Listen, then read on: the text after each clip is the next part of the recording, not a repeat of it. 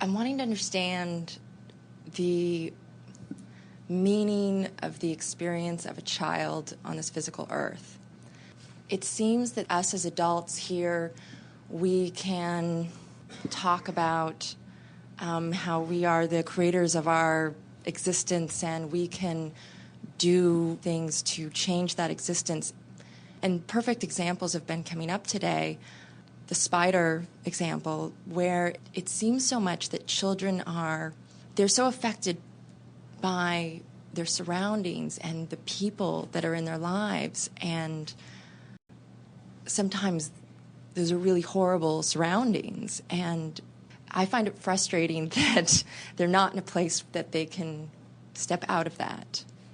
As we hear you, we certainly understand what you're getting at. And many have focused upon this topic and even into horrible specifics that surround this topic, and then they come away from it with one powerful conclusion, and that is that experiences should be limited, at least to some degree, in order to assure with some certainty proper upbringing. Mm-hmm. Sometimes your society will deem a family unfit, and they will take the child away from the family, and then it will just bounce from family to family to family to family. And the question that we would ask around that is, within the framework of what the child was feeling, which is the better situation? In other words, while he might have parents who cannot care for him as the society would ultimately like them to, if there is a feeling of love and appreciation for the child that is the undercurrent,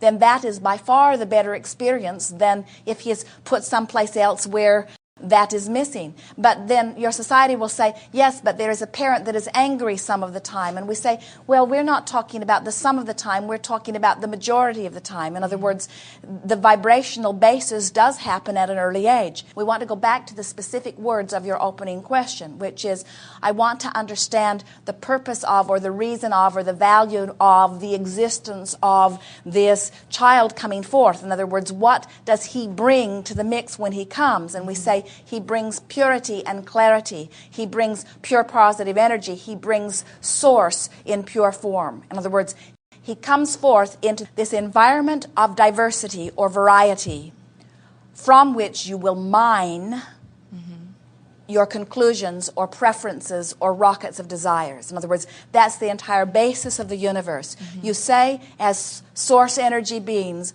I want to go forth into the body of a baby, knowing that you will be little and knowing that you will be unimpressive in stature and that your opinion will not mean much to those who surround you who have very high opinions of their opinions. You come forth knowing full well that what you come to offer to this time-space reality is a vortex of pure positive energy. So then you watch a little one and you say, so why is the adjustment hard? In other words, a baby comes forth and sleeps a lot, or when it is awake is not very happy in its skin. In other words, what's all of that about? And we say it's about becoming reacquainted with the energy of the time-space reality. It's about allowing the energy of its source to flow through and be dominant. So the baby comes forth into this perfect environment and is naturally making adjustments. And so now parents who are wanting to provide this perfect nest for this child, rather than feeling at ease no matter what happens, rather than having practiced the knowledge that all is really well and that everything is fine and that this baby will adjust and that we have a glorious future together, most have been so programmed, what if something's wrong with the baby? What if there's something wrong that we don't know about? And so there's a whole lot of probing and poking and worrying that is taking place in this very well-meaning nucleus of a family who's bringing this baby forth. In other words, it seems that almost right off the bat, things sort of get off on the wrong foot. What we want to do here is to soothe you by saying nothing can really get very far off on the wrong foot. In other words, it wouldn't matter if you had been brought into a family that worried or even abused or even offered predominantly negative emotion around you. In all of that is that sharper and sharper contrast that is making you want clearer and clearer things. At any point, you could turn to one of those clear points of desire that were born out of you, turn your attention to it, and begin trying, as we've been trying to do today with so many, to make this your dominant thought, and everything about your vibration would shift. That's why, from that source energy perspective, you never felt that it was risky. You said, I'll go forth into the variety because the variety will serve us all. You are an uplifter to the very core of your being. And very often, as teachers of upliftment in their adulthood, struggle to find their places of clarity. There's a part of them that wants to go back and make it easier for others that are coming. In other words, is a sort of attitude that goes something like, it doesn't need to be this hard. Right. And if I could help someone have an easier time early on, Exactly. then I would do it. But there's a little piece in that that sort of flies in the face of what we just said and of what you really know, and that is that any of you can find your balance at any time, and that the thing that is required is the decision that you want to find your balance.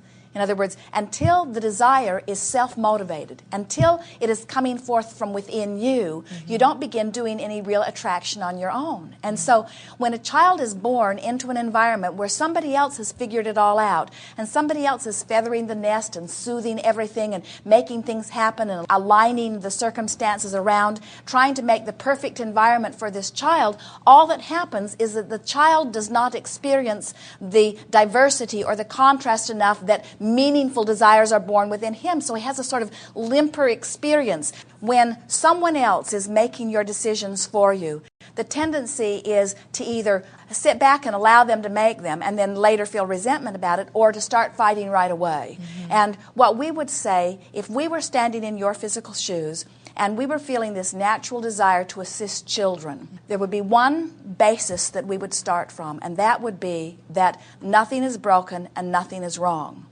And that my dominant intent as I interact with you, you one, or you many, is I'm wanting, through the clarity of my example, to demonstrate and thereby to help you to remember and realize that your opinion of you is really, really an important one. That your relationship with your source energy is the only thing that really matters. And that how you feel means everything. In other words, we would be reacquainting them with their own guidance system. We would let them know what emotions are. We would let them know that an emotion that feels like guilt or an emotion that feels like blame is a thought that is not in alignment with source energy. And that it is a thought that is not serving them, and is a thought that is not allowing source energy to flow through them. In other words, they are less of the energy that is really them in that moment.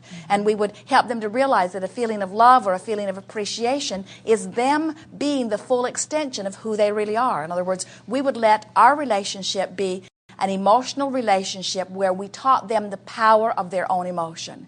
And every day we would tell them that they are brilliant. Every day we would tell them that they are magical. Every day we would tell them that they are wonderful. Every day we would tell them what their inner being is telling them. Every day we would say to them, and don't let anyone's opinion, even mine, be the dominant opinion that is guiding you. In other words, I'm only telling you this because I want you to know it. I want you to find it on your own, but you've got to find it on your own. And then we would relish the experiences that they will have, and every one of them will have it, where for a moment they are thinking less of themselves. But you, because of the power of your dominant thought, even though they are in the middle of a big mistake or a big error, no matter how big it seems to be, your dominant thought is still about their perfection. You don't let their temporary activity dissuade you from your knowing of who they really are. In other words, you demonstrate how their inner being be. You demonstrate an unconditional love. You demonstrate an acknowledgement of their power no matter what. There isn't anything that you could give anyone that is more important than an example of appreciating them under any and all conditions. Why do some children have to experience these horrible experiences? Why are children born into situations where they're abused and neglected and told terrible things that some never are able to escape from? First of all, we want to say to you that we do not believe that there is ever a situation that they are unable to escape from. But sometimes it takes quite a bit of contrast in order to stir up a desire within them that starts the summoning of that. So the question is, why do these really terrible things have to happen? And the most significant thing that we'd want to say about that is that it's part of the contrast that they knew that they were being born into.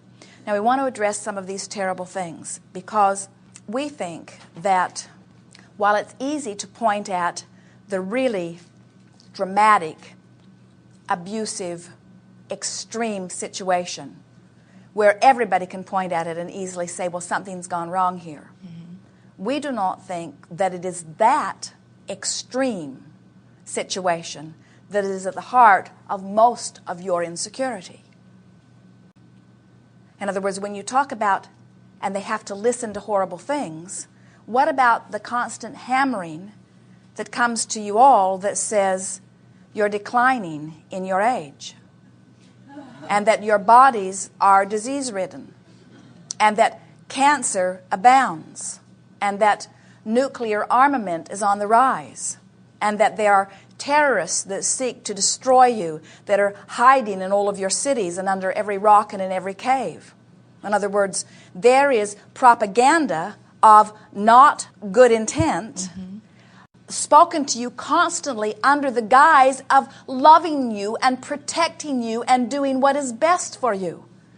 That's what's at the heart of the erosion of your sense of well-being. In other words, the most well-being parent in the world who turns the world upside down to get the vacuum cleaner to suck up that spider says to you, there's danger there. There's danger far beyond what you could see. It looks like an innocuous little spider, but it must not be, because so much more is being done about it, you see. And so we think that this paying so much attention to what others around you are doing and using it instead of your own gut feeling about it, we think that is what is at the heart of the discomfort. And what we notice is that little ones are coming forth now with a stronger than ever determination to hold their own place.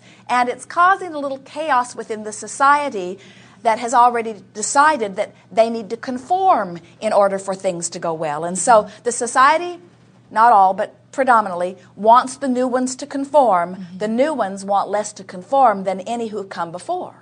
So the society needs them to conform more. And it's where we began today, as we said, most of you say, I feel really good when I see that. Let's have more of that. I feel really awful when I see that. Let's get rid of all of that. And in that attempt to control environment, you get so frustrated because you can't control anything. You can't even control your own small child who has come forth intending to have a different experience than maybe you think that they should, you see. So, what do we think is the remedy in all of this now that we've sort of stirred it all up? We think that it's helpful to begin practicing some dominant thoughts that go like, things are going along just fine, and the world is clicking along just fine, and we're all just doing pretty darn good. And while there are some extreme situations, most of us are doing very well. And aren't we fortunate that we live in a time where we can, as a whole, be so comfortable? And isn't it nice to, at this stage of life, to know about the laws of the universe? And isn't it nice that we're all born knowing them? In other words, we would just look for every reason we could to amplify a vibration within us and make it the dominant vibration within us that is one of well-being. When we talk about well-being, there are always those who say, Abraham, you must not be looking where I am looking, because where I look, I see abuse and I see things that are not well-being. And we say, you're absolutely right. We're not looking where you're looking. We're not looking where you're looking. Source energy does not look where you're looking. That's why you are separate from source energy. When you look in those places, when you find that trauma, when you find that abuse, you see. But the majority of people are finding abuse from comparing themselves and determining that they are inaccurate or inadequate or inappropriate. Mm-hmm. This is far and away the greater reason for the distortion of who you are, you see. So we wouldn't look for the extremes and try to change them. because extremes are harder to change. Instead, we would look for those who are predominantly letting themselves be worried about things that are not significant, and we would start with them. In other words, we would start with what is easiest first, understanding that those extreme situations will have extreme source energy at helping them in extreme ways, you see.